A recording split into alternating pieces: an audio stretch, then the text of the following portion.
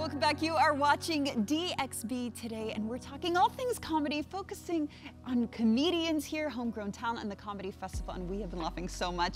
Now, if you haven't been to the Courtyard Playhouse in Al Quoz, you must. It is such a creative space for anyone, whether you love being in front of an audience or not. And with us now is the general manager, Marie Vecruyssen. I tried, Marie, I tried. You tried, it's fine. I don't think anyone can pronounce it. Vecruyssen. Vecruyssen. No. Vecruyssen. Vecruyssen. I'm close. I'm getting there. Don't worry. No, Marie, I am a big fan of these shows. I love bringing my boys. I love improv. And you were saying it's so hard to explain improv, like an improv show to someone until you take them. But you know that everything's just kind of happening on a whim. Can you explain what some of the shows are like at the Courtyard? Yeah, so what people assume when you say improv comedy, they think, oh, it's like stand-up. And it's very hard for me to explain that it's actually nothing like stand-up. The beautiful thing about improv is it's acting without a script. So they don't have a script, and people are like, well, why is that funny? And the reason why it's so funny is because the real moments, the humanity comes out when you're trying to make things up in the spot. There's games we do on stage, like we do a game called No S. So you have to do a whole scene, but you cannot use the letter S. And every time you use the letter S, you have to course correct. And the audience is like bawling their eyes out laughing because people are making mistakes on stage and they're not laughing at them, they're laughing with the absurdity of the scenario. And it's hilarious, but you can only know what it's like once you've actually been there and seen it. Well, is there an improv exercise we can do right now? Oh, yes, for sure. We could do a word at a time. Okay. So the way this works is we are telling a story together, but we have to speak one word at a time. Okay. Okay, so if I go once. Twice. Three times a lady. I love you. I think he just did the whole I yes-anded it. I yes-anded it. You did. Mina, go for it. Okay, so I love improv. I started doing improv as a teenager. I went to Chicago. I trained with Second City and IO, so I am all about the improv. And I've done a lot of improv with teens and with adults, but I want to talk about the kids because we're moms here. And we're always looking for very cool, fun things to do with our kids, but also that's going to use their creativity. And improv is that. So I want to know specifically about improv for kids and programs for the kids, for the little guys. We do a lot of workshops for literally kids, corporates, all over. But we do most of what we do is kids, and we do workshops. But we also do Saturday Kids Theater, which is really, really cute. So they come along for ages 4 to 11 to the theater, and we do something called Super Story. And basically, our job is easy. We don't have a script. We're just improvisers. All we have to do is show up, no lines to learn, nothing. And we have these cardboard boxes. So the show starts and we go, all right guys, what do you want to see a story about today? And we literally make it up. So every 3 minutes we'll go, well, what comes next? And then we'll go, well, we need to do the scene in an airplane. We don't have an airplane. Are there any boys and girls here who can help us build an airplane? So they'll come up and use these boxes to create an airplane, or they will be actors in the scene themselves. And seeing their little imagination spark is so cute. My favorites, like I'll have these moments where I'll see a kid I haven't seen in like 6 years. I'll be at IKEA or something, and they'll come up to me and they'll be like, oh my gosh, you were the Goo Goo Gaga monster.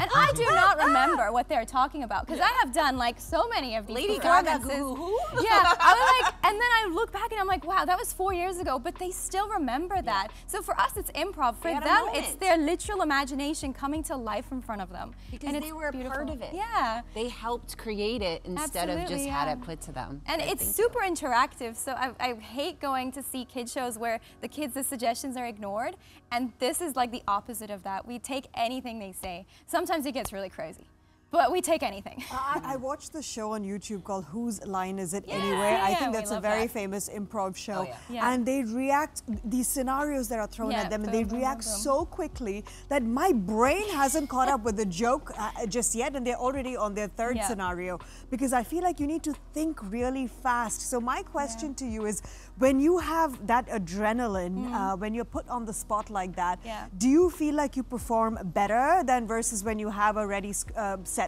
that you're about to perform? I think so, and I think, honestly, speaking about stand-up, I think the best stand-up comedians are also improvisers, because it just means you're able to adapt. I personally hate learning lines. I started doing like scripted theater, and then I found out about improv. I was like, hallelujah, thank you, because I really don't like memorizing lines, and I think it just frees you up if you don't have that script that's tying you down. And I think with the workshops, because people come into our classes really fearful. They're like, how am I gonna make up something on the spot? It's not possible. Once they unlock that and once they get used to just yes-anding their own ideas and being more comfortable, they're like, wow.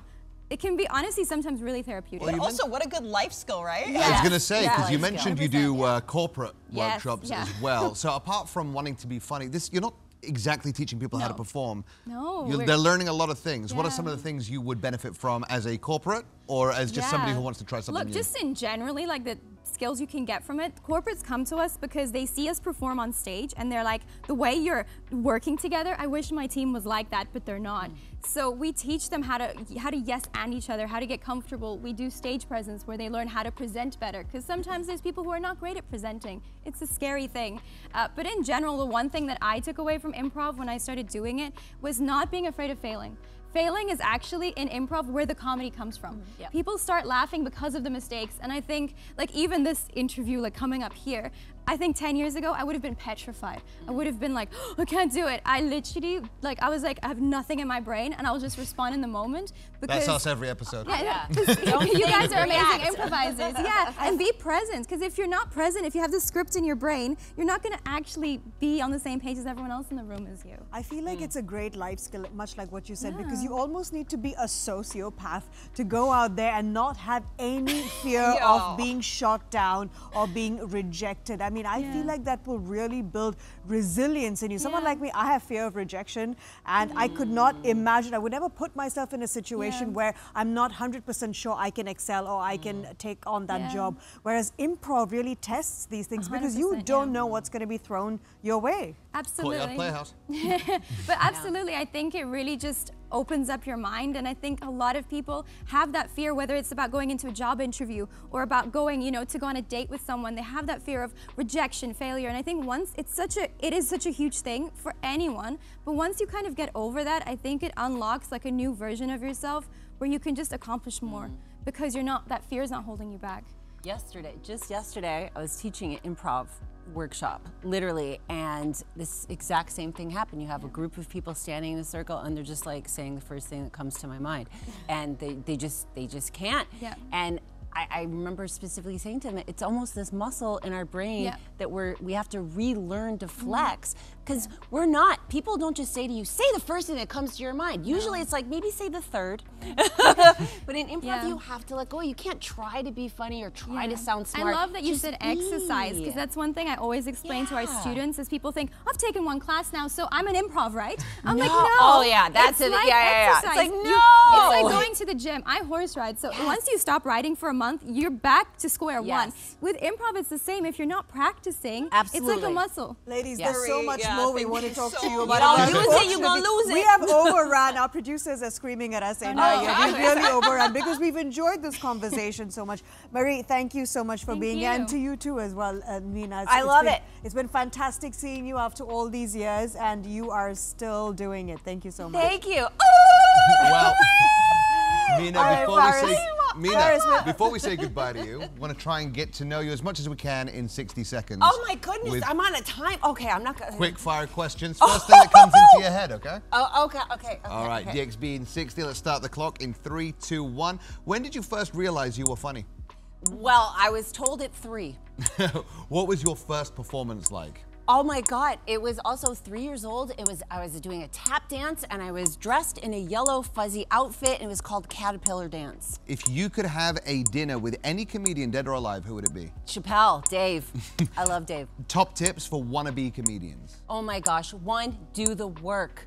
Do the work, actually write, take a course, get stage time, and most importantly, just have fun. Because if you don't have fun with it, what's the point? What's your favorite way to unwind after a bad gig? After a bad gig, I take a walk, I process what went well, what didn't, and how I can make it better next time. And then I love to listen to music and just kind of zone out. Do you have a go-to restaurant in Dubai? Oh my God, I have so many. In 1 minute, In 5 seconds, actually. Oh my God, I can't. There's too many. I'm gonna say my husband's mom's kitchen. Going to her house. It's not a restaurant because she'll be like, do they take reservations? Why did you not say my house? Why restaurant? Sure, restaurant. I make the best dolma. Come on. Mina, it's been great having you on. Thank you so much for being on DXB today. All right, thanks for having me. Once again, thank you, ladies. We love thanking you guys over and over. It's been brilliant. I love it. So I like the gratitude. Thanks for having us. Thank you. It's Coming mutual. up, just to wrap up the show, is a performance by 4 a.m. at Music Loves Company at Expo City, Dubai. So stay tuned, and we'll see you soon. Hey everyone, we're 4 a.m. We're a fun, energetic, pop, indie, reggae love machine. So this song we're performing is one of our original songs. It's called City of Gold. It's about the beautiful Johannesburg city that we are from in South Africa. So we are paying homage to where our roots are from originally. And we hope you enjoy it. It's full of fun and energy. And just remember, take me home. Catch us at the end of the show when we're performing our original song called City of Gold.